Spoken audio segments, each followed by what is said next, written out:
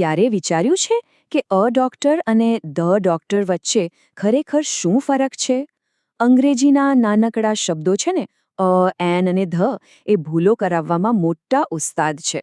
પણ ચિંતા ના કરો, આજે આપણે આ આર્ટિકલ્સના બધા જ રહસ્યો ખોલીશું અને શીખીશું કે કેવી રીતે એનો સાચો ઉપયોગ કરીને આપણી વાતચીત અને પરીક્ષાના સ્કોર બંનેને સુધારી શકાય.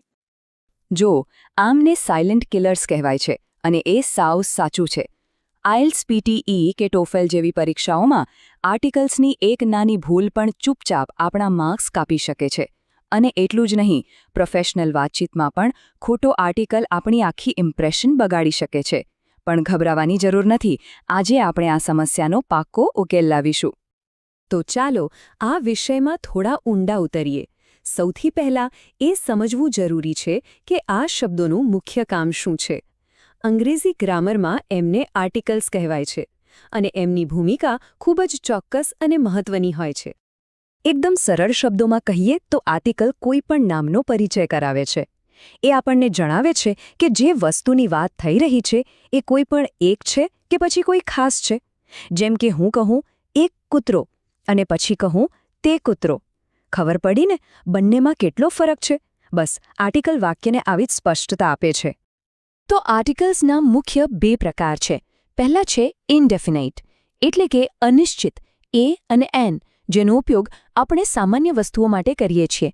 અને બીજો છે ડેફિનાઇટ, એટલે કે નિશ્ચિત, ધ, જેનો ઉપયોગ કોઈ ચોક્કસ વસ્તુ માટે થાય છે. ચાલો હવે બંનેને વિગતવાર સમજીએ. ઓકે, તો હવે આપણે આર્ટિકલ્સના પ્રકાર સમજી ગયા છે. તો ચાલો હવે સીધા એના નિયમો જોઈએ. આપણે દરેક નિયમને એકદમ સરળ ઉદાહરણો સાથે સમજીશું, જેથી ભવિષ્યમાં ક્યારેય કોઈ કન્ફ્યુઝન જ ના રહે. અ અને એનનો ઉપયોગ ત્યારે થાય છે જ્યારે આપણે કોઈ એવી એક વસ્તુની વાત કરતા હોઈએ જે ચોક્કસ નથી, એટલે કે સામાન્ય છે. દાખલા તરીકે હું કહું આઈ નીડ અ પેન, તો એનો મતલબ છે કે મને કોઈ પણ એક પેન આપો ચાલશે. પણ જો મેં કહ્યું હોત કે આઈ નીડ ધ પેન, તો એનો અર્થ થાત કે મને પેલી ચોક્કસ પેનને જ જોઈએ છે. જોયું? આટલો ફરક છે. હવે આ સ્લાઇડ પર ખાસ ધ્યાન આપજો. અહીંયા જે સૌથી રસપ્રદ વાત છે ને એ છે કે નિયમ અક્ષર પર નહીં પણ અવાજ પર આધાર રાખે છે. જુઓ, યુનિવર્સિટી શબ્દ યુથી શરૂ થાય છે, જે સ્વર છે, પણ એનો ઉચ્ચાર યુ જેવો છે, જે એક વ્યંજન ધ્વનિ છે. એટલે જ આપણે અ યુનિવર્સિટી કહીએ છીએ. એવી જ રીતે આવર શબ્દ એચથી શરૂ થાય છે, પણ એનો ઉચ્ચાર આવર જેવો છે, જે એક સ્વર ધ્વનિ છે. એટલે આપણે એન આવર કહીએ છીએ. તો બસ એક જ વાત યાદ રાખવાની છે. હંમેશા શબ્દના પહેલા અવાજ પર ધ્યાન આપો, એના સ્પેલિંગ પર નહીં. સાચું કહું તો આ એક નિયમ યાદ રાખવાથી જ આપણી અડધાથી વધુ ભૂલો સુધરી જશે. હવે વાત કરીએ ધ્વનિ. એનો ઉપયોગ ત્યારે થાય છે જ્યારે બોલનાર અને સાંભળનાર બંને જાણતા હોય કે કઈ ચોક્કસ વસ્તુની વાત થઈ રહી છે. એ કોઈ પણ વસ્તુને સામાન્યમાંથી ખાસ બનાવી દે છે. જેમ કે let's go to the park. આનો મતલબ છે કે આપણે એ જ ચોક્કસ પાર્કમાં જઈશું જે આપણે બંને જાણીએ છીએ. આ ઉદાહરણો એકદમ સ્પષ્ટ કરે છે કે ક્યારે કોઈ નામ ચોક્કસ બની જાય. જુઓ, સૂરજ દુનિયામાં એક જ છે, એટલે હંમેશા ધ સન જ કહેવાય. જ્યારે આપણે કોઈ ફિલ્મનો ઉલ્લેખ બીજી વાર કરીએ ત્યારે એ સાંભળનાર માટે ચોક્કસ બની જાય છે, એટલે ધ મૂવી. અને સૌથી સારું વિદ્યાર્થી પણ ક્લાસમાં એક જ હોય, એટલે ધ બેસ્ટ સ્ટુડન્ટ. આ બધા કિસ્સામાં નામ ચોક્કસ અથવા તો અજોડ છે.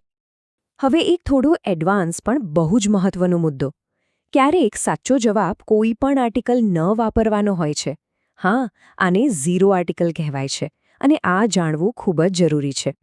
ઝીરો આર્ટિકલનો નિયમ કહે છે કે અમુક પરિસ્થિતિમાં કોઈ આર્ટિકલ વપરાતું નથી. જેમ કે જ્યારે આપણે વિદ્યાર્થીઓ, સ્ટુડન્ટ્સ વિશે સામાન્ય રીતે વાત કરતા હોઈએ, અથવા પાણી, વોટર જેવી વસ્તુઓ જેને ગણી નથી શકાતી ત્યારે પણ આર્ટિકલ નથી આવતો.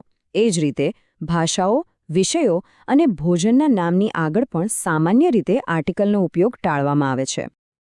ચાલો હવે એ ભૂલો પર ધ્યાન આપીએ જે મોટાભાગના લોકો કરે છે અને જેના કારણે એમના માર્ક્સ કપાય છે. યાદ છે, આપણે શરૂઆતમાં એમને સાયલેન્ટ સ્કોર કિલર્સ કહ્યા હતા? હવે એમને ઓળખવાનો અને પકડવાનો સમય આવી ગયો છે. શી ઇઝ ડોક્ટર કહેવું એ એક બહુ સામાન્ય ભૂલ છે. સાચું વાક્ય છે શી ઇઝ અ ડોક્ટર, કારણ કે અહીં કોઈ પણ એક વ્યવસાયનો ઉલ્લેખ છે. એ જ રીતે he went to the office વાક્ય સાચું છે, કારણ કે સામાન્ય રીતે કોઈ વ્યક્તિ પોતાની ચોક્કસ ઓફિસે જ જાય છે. આવી નાની ભૂલો ટાળવાથી આપણું અંગ્રેજી વધુ સ્વાભાવિક અને પ્રોફેશનલ લાગે છે. તો આ 3 ભૂલો સૌથી વધુ થાય છે. પહેલી, અવાજને બદલે અક્ષર પર ધ્યાન આપવું. બીજી, પાણી કે સલાહ જેવી ન ગણી શકાય તેવી વસ્તુઓ સાથે એ કે એન વાપરી દેવું. અને ત્રીજી, જ્યારે કોઈ સામાન્ય વાત કરતા હોઈએ ત્યારે બિનજરૂરી રીતે ધનો ઉપયોગ કરી લેવો. તો સવાલ એ છે કે આ બધા નિયમો જાણવાનો ફાયદો શું? ફાયદો એકદમ સ્પષ્ટ છે. પરીક્ષામાં વધુ સારા માર્ક્સ અને વાસ્તવિક જીવનમાં વધુ આત્મવિશ્વાસ સાથે વાતચીત.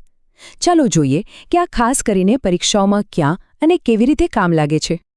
જેમ કે અહીં જોઈ શકાય છે, IELTSથી લઈને TOEFL સુધીની લગભગ બધી જ મોટી પરીક્ષાઓમાં આર્ટિકલ્સનું જ્ઞાન ખૂબ જ મહત્વનું છે. દાખલા તરીકે PTEમાં ફિલ ઇન ધ બ્લેન્ક્સ કે પછી IELTSના રાઇટિંગ અને સ્પીકિંગમાં યોગ્ય આર્ટિકલનો ઉપયોગ આપણા બેન્ડ સ્કોર પર સીધી અસર કરે છે. ચાલો આ જ્ઞાનને અમે રોજિંદા જીવનમાં ઉતારીએ. કોફી ઓર્ડર કરતી વખતે કહી શકાય આ કેપેચિનો. પોતાના વ્યવસાય વિશે જણાવતી વખતે અન એન્જિનિયર. બાળકો વિશે સામાન્ય વાત કરતી વખતે કોઈ આર્ટિકલ નહીં. કોઈ ચોક્કસ મીટિંગ માટે ધ મીટિંગનો ઉપયોગ કરો. અને કોઈની પ્રશંસા કરવા માટે ધ બેસ્ટનો ઉપયોગ કરો. બસ આટલી પ્રેક્ટિસથી નિયમો પાક્કા યાદ રહી જશે. તો ચાલો આખું રિવિઝન ફટાફટ કરી લઈએ. બસ આ 3 પાયાના સિદ્ધાંતો યાદ રાખવાના છે. એ અને એન સામાન્ય અને એકવચન માટે છે, જ્યાં અવાજ મહત્વનો છે. ધ ચોક્કસ વસ્તુઓ માટે છે. અને ઘણીવાર ખાસ કરીને સામાન્ય બહુવચન કે ન ગણી શકાય તેવી વસ્તુઓ માટે કોઈ આર્ટિકલની જરૂર પડતી નથી. આ બધી ચર્ચા પછી એક પ્રશ્ન આપણે સૌએ વિચારવા જેવો છે. એવી કઈ સામાન્ય ભૂલ છે જે હવે આપણને સમજાઈ ગઈ છે અને જેને આજથી જ સુધારી શકાય છે? યાદ રાખજો, શીખવાની આ યાત્રા ચાલુ જ રહેવી જોઈએ, કારણ કે દરેક નાનો સુધારો જ આપણને માસ્ટરી તરફ લઈ જાય છે.